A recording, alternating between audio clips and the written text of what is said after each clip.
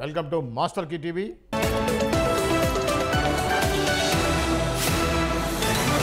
Mahesh cooperative bank 300 కోట్లకు పైగా నగదు గోల్మాల్ అయిందని తాజాగా మనకు వినిపిస్తున్నటువంటి వార్త. యాక్చువల్గా ఈ బ్యాంకులో జరిగింది ఏంటి అనేది సినీ and political critic Dasari Vijay గారితో మాట్లాడి తెలుసుకునే ప్రయత్నం చేద్దాం.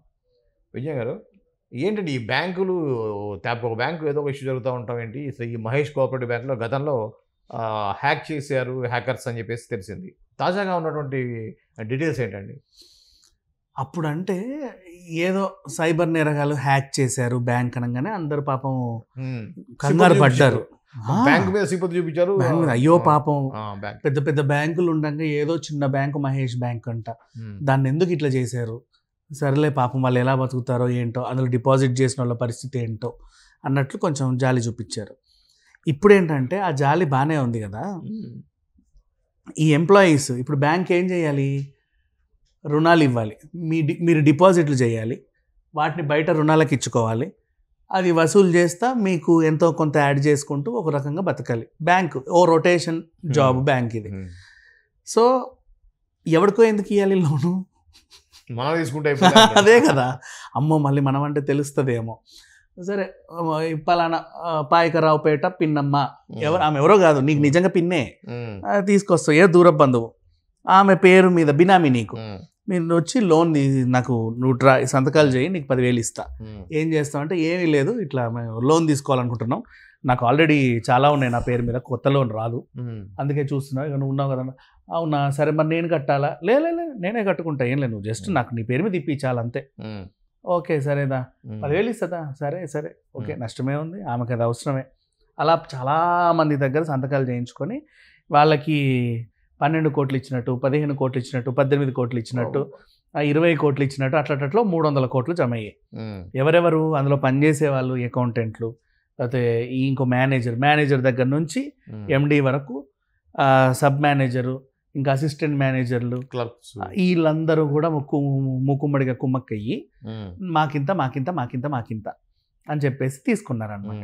వీళ్ళు పాపం పిచ్చి జనాలు బ్యాంకులో మంచిగా వస్తున్నారు, సార్ డిపాజిట్ అని చెప్పేసి వేస్తున్నారు, వెళ్ళిపోతున్నారు. ఇక సైబర్ నేరం జరిగింది అన్నా కూడా ఈ బ్యాంకులో డిపాజిట్లలో వెనక్కిపోక ఇంకా కంటిన్యూ అవుతున్నారంటే పాపం వాళ్ళు ఎంత అర్థం చేసుకొని ఉంటారు.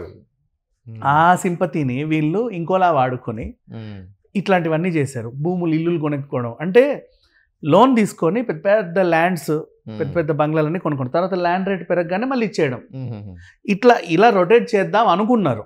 అంటే వాళ్ళు ఏమి ఎగ్గొట్టాలని కూడా అనుకోలే పాపం. ఈ విషయంలో అయితే మెచ్చుకుందాం.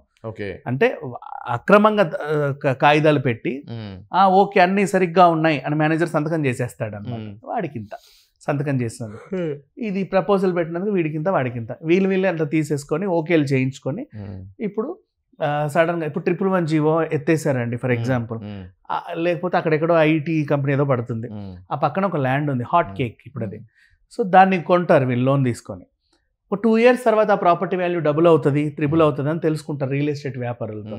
అలాంటివన్నీ కొనుక్కొని ఈఎంఐ కడతా డబల్ అయ్యంగానే మొత్తం తీర్చేస్తారు.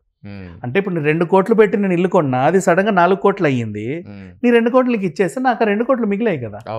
సో బ్యాంక్ ఏమన్నది మనం ఇట్లాంటి ఎన్నన్నా చేసుకోవచ్చు అని ఇష్టం ఉన్నట్టు వాడేసుకొని లోన్లు తీసుకొని వాళ్ళ శాలరీలు ఏమో ఇంతే చూస్తేనేమో శివారు ప్రాంతాలు అక్కడ ఇక్కడ మంచి మంచి విల్లాలు. నిన్న ఒకే చోట 6 ప్రాంతాల్లో సోదాలు చేయగా వీళ్ళకి కళ్ళు బయర్లు గమ్మేటువంటి విషయాలు తెలిసిపోయాయి. సో మహేష్ బ్యాంక్ అంటే ఈ మహేష్ బ్యాంక్ అనే కాదు, మోస్ట్లీ చాలా మంది ఇప్పుడు ఈ మధ్యకాలంలో బ్యాంక్స్ అన్ని మర్జ్ చేసి చాలా వరకు బ్యాంకులు తీసేశారు. కొన్ని ప్రైవేట్ బ్యాంకులు ఇంకా అలాగే ఉన్నాయి.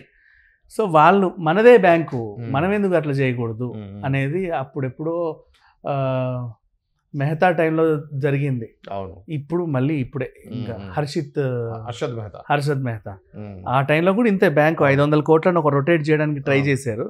ఆ టైంలో అది కుంభకోణం అని తెలిసి కట్ చేస్తే ఆయన పడ్డాడు.